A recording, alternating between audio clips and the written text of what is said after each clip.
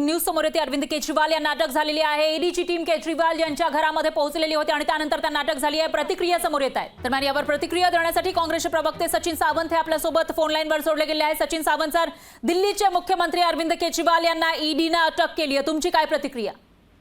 देशात काहीतरी भीषण घडतंय, हे भयानक आहे।